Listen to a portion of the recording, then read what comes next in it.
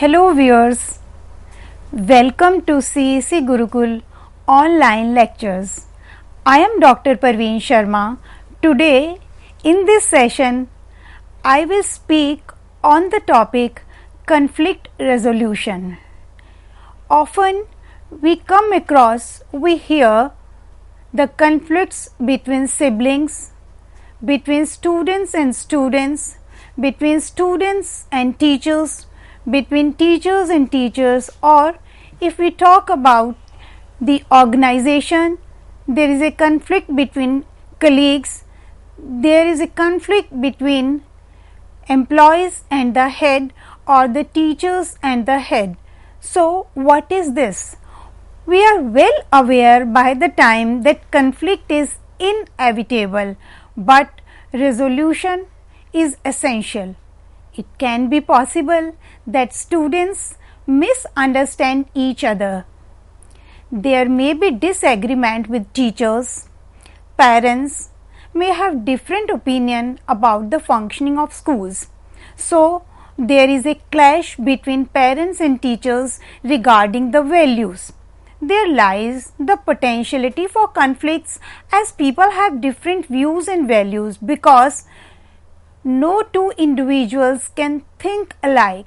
There is different in their views, in their values, in their opinions. So, likely to be occurrence of conflict. So, when we are aware that there may be difference in the opinion of individuals, there is a great challenge for the schools.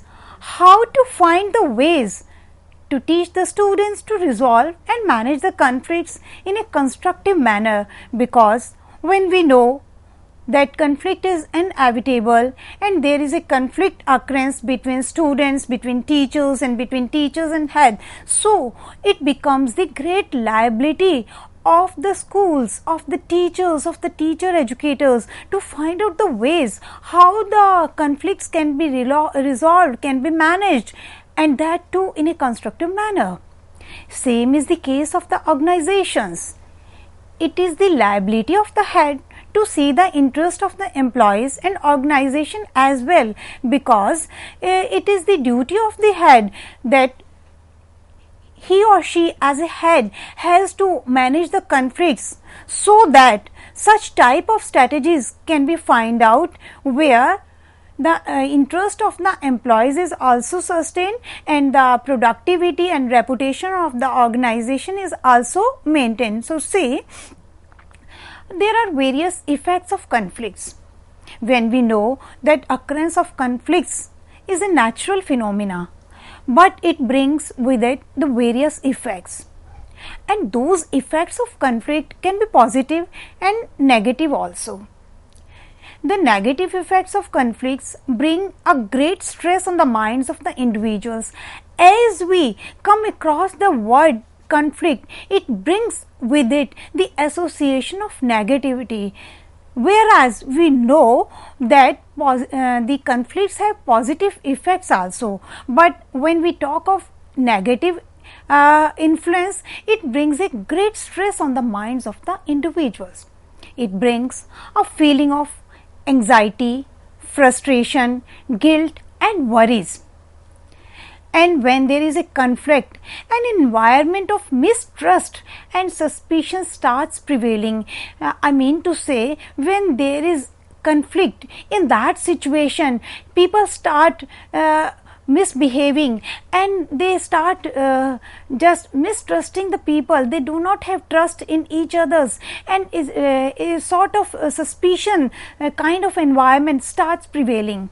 It does not allow the person to think rationally and creates problem in taking correct decision, because when there is a conflict, it is quite possible that the people and their behavior may become angry, and in that aggressiveness it is possible that that individual may not be able to think in a rational manner and may be having difficulty in taking the correct decision.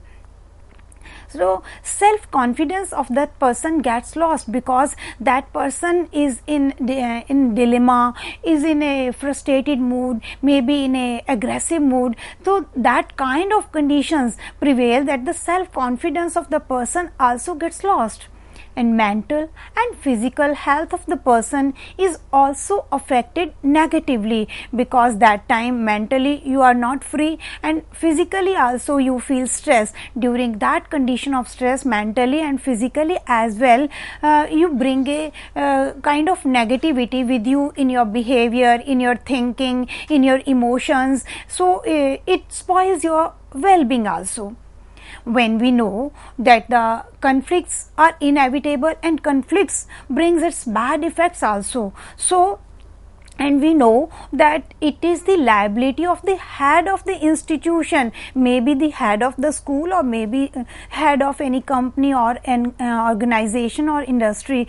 So it is the duty of that head to resolve that kind of conflicts among the people.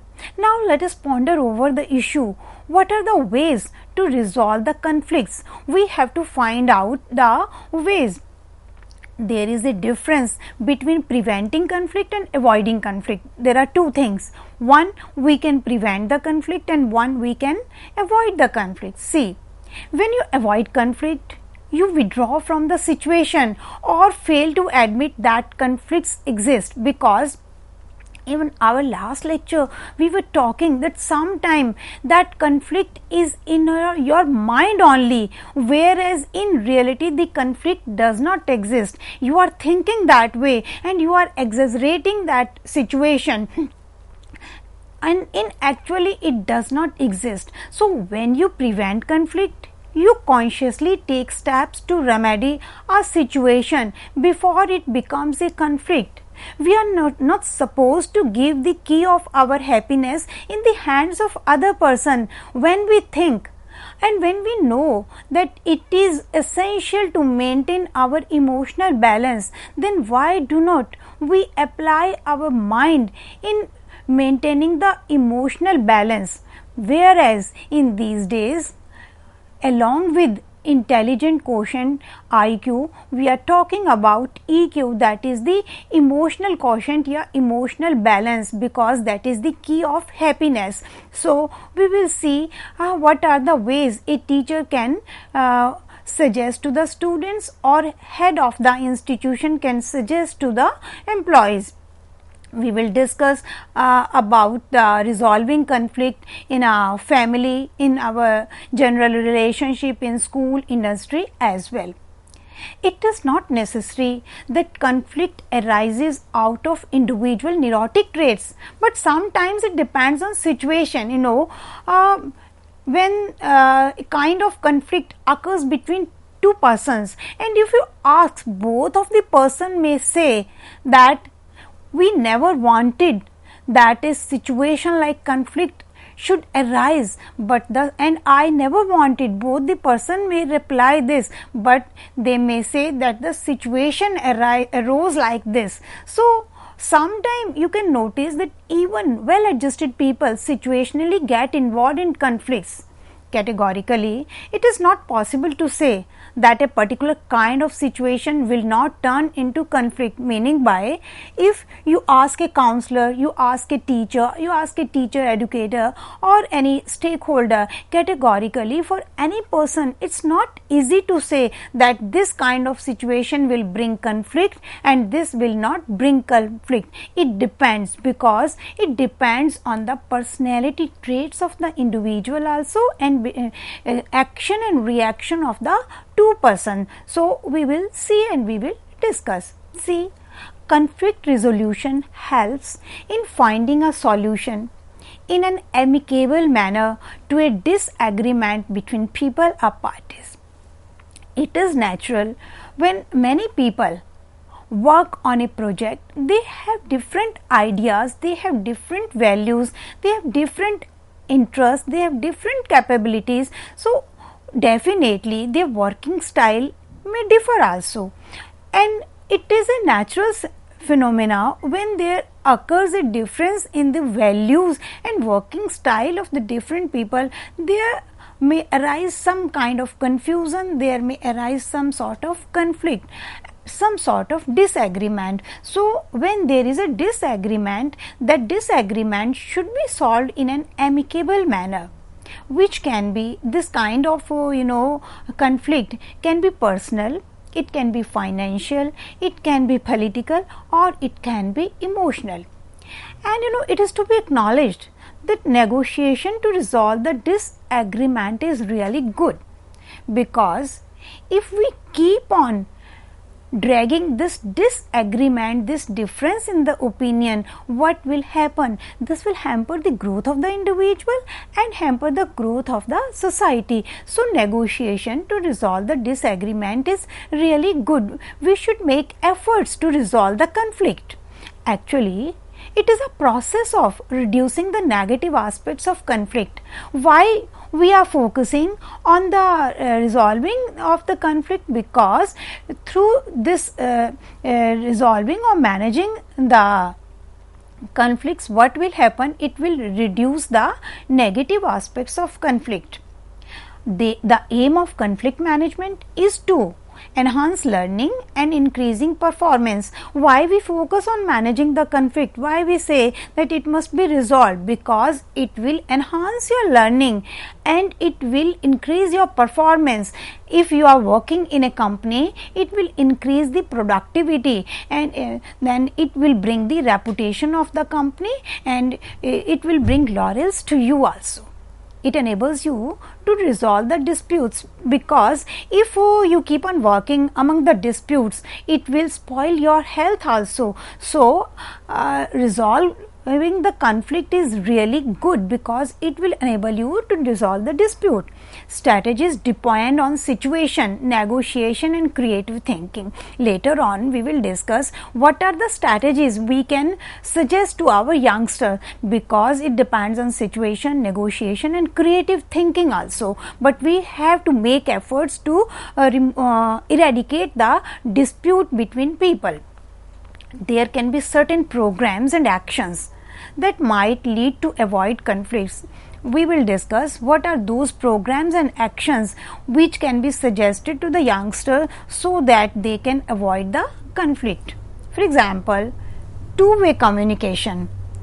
It is always good when you communicate. Suppose you have some problem, then instead of keeping it in your mind, keeping in your heart and feeling bad, you must speak to the person that I am not happy with this opinion of yours. So, that way two-way communication is good. Then good leadership. It depends on the leader, how much efficient a leader is, because conflict arises when there is lack of leadership. So, good leadership is suggested. Then participative decision making.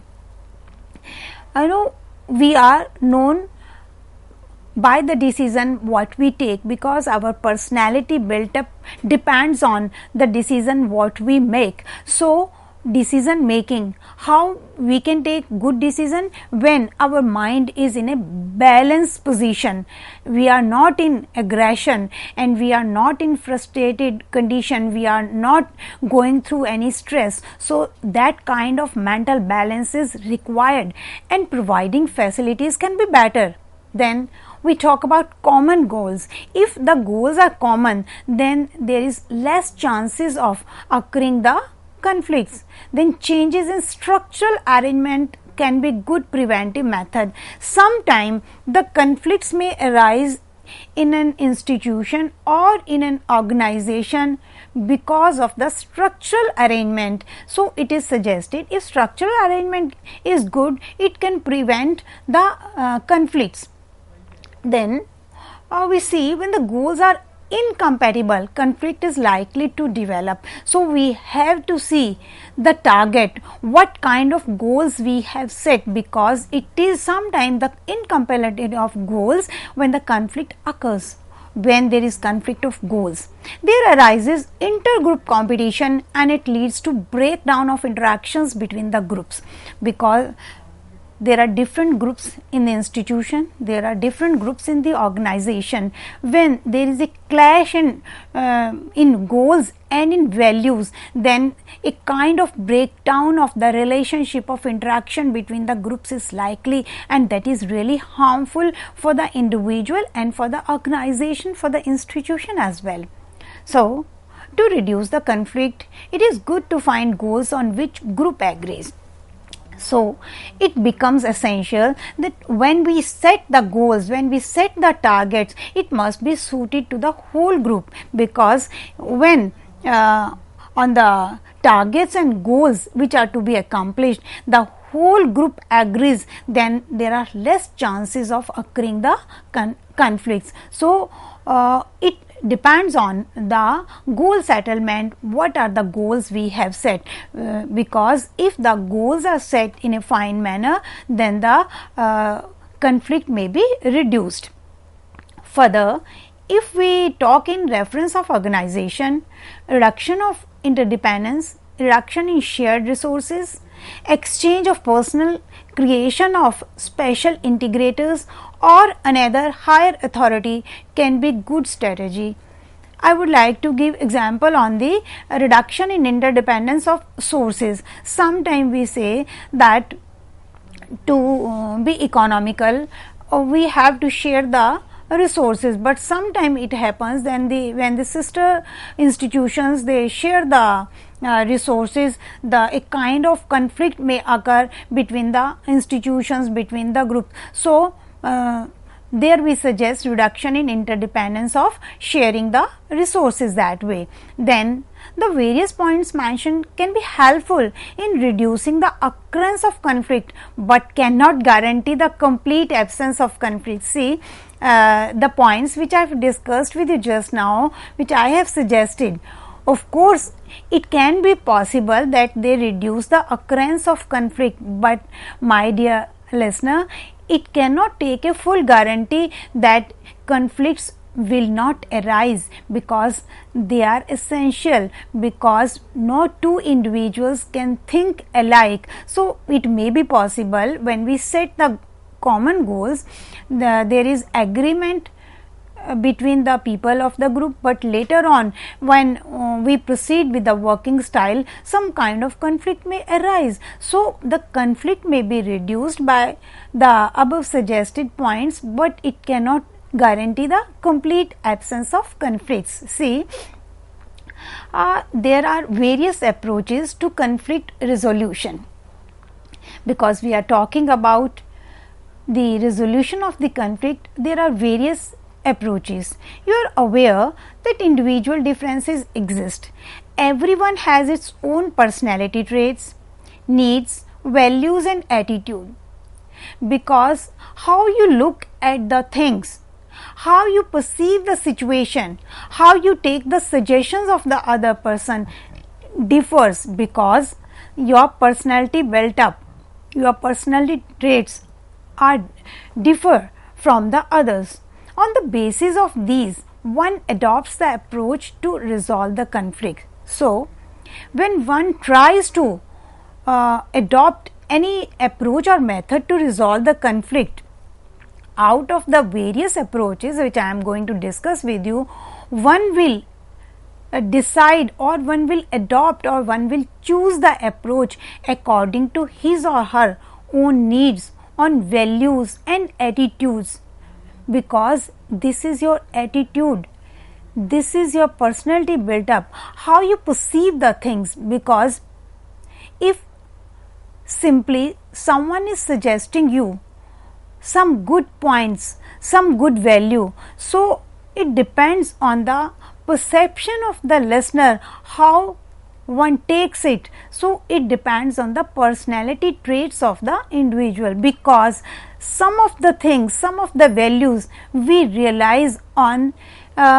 achieving at a particular age level or particular maturity, and some of the things which should be understood by the learners at a lower level is not able to understand till that particular maturity or age level occurs. So, we see the style of resolving the conflict or problem is formulated early in life. In earlier lectures, when we were talking about the growth and development of the individual, I spoke to you that most of the values we learn in our childhood, because our personality is built up in our childhood.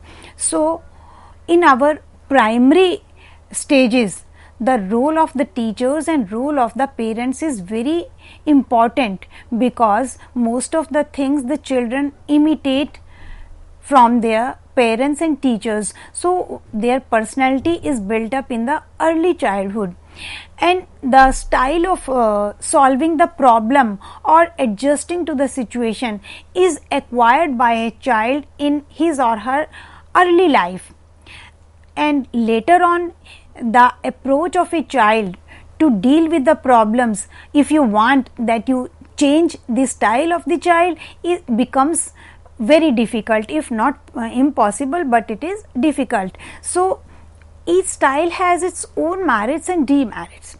Everyone has a tendency to show the preference in choosing a style according to his or her personality traits, because the child may be adopting different style. So, I am talking about the likings and disliking of a child. Which style a child chooses, it depends on his or her personality traits, and that style is built up in early life, in childhood. So, we have to be very cautious about the development of the child's personality when it is a formative stage in childhood. We should not ignore that period.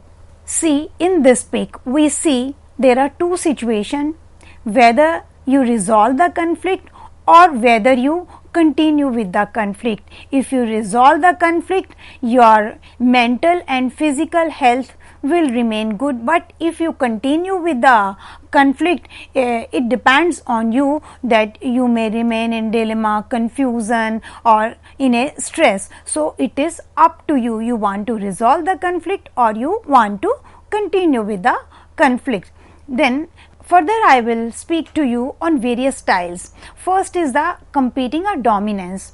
When in a situation concern for self is high but for other is low, there is win-lose outcome. Things are settled as per the strength of person or party. In such a case, self-introspection can be helpful. And the example of dominant style is, in conflicted situation, I first try to gain control over the situation. Second, I keep on walking in the direction to fulfill my goals without bothering about remarks of other people. Third example can be, if I lose in a conflict, I feel failure. So, this is one style, and the second style is, before I discuss second style, see in this pic, again conflict resolved in one condition, but conflict is continued in the other condition. So, the first is dominance or competing, second is the avoidance style. So, I am giving you the example of avoidance style. In this style, one try to stay away from the conflict. I stay away from conflict. Second example is, I try to avoid the issue which leads to conflict, and if I happen to be in a conflicting situation, I feel helpless. And the next style for conflict resolution is, goals may be refined through mutual withdrawal from conflict. However, here conflict is avoided instead of solving. And the next is the accommodation style. Here in this style of solving the conflict, concern for others is high. The person who accommodates is kind enough to maintain cordial relationship, but it is expected that the other person also must show the generosity. Here it is considered that conflict settlement is primary, because you have to accommodate with the other person. And the examples of accommodation style can be, I try to maintain harmony in a conflict. As per the liking of others, I may give up my goal. I welcome the approval of other person. So, these are the examples of accommodation style. In this style of resolving the conflict, one try to maintain the harmony so that conflict is resolved. Then the next is the compromise style. It is a well accepted style for resolving the conflict. as it lies in middle way. Here no one is loser or winner. It is like a mutual give and take situation. Without intervention of other person, this is quite effective way. And the examples of compromise style can be, I think of common good. I do sacrifice for the benefit of others. Third is, I hesitate to discuss about conflict as I feel that it may not damage relationship. And the next, in this pic you can see how one tries to settle down the things, making compromise. Then the last is the collaboration style. It is a style where benefit of both the person or parties is kept in mind. A resolution is reached after examining all the aspects of both sides. In collaboration style, the results are creative as persons or parties are open to pay respect to other side. Concern for other is also given due consideration. And the example can be, I try to find the ways which is better for both the parties. I try to look for middle path. I wish the tension should be fully resolved. So, these are the various styles. So, it depends how one chooses which style for the resolution of the conflict, and I hope by now it is clear to my viewers and listeners that conflicts must be resolved so that harmony is maintained in the relationship, in the society, because it will lead you to progress more and more. It is in the benefit of the individual and the society as well. Thank you.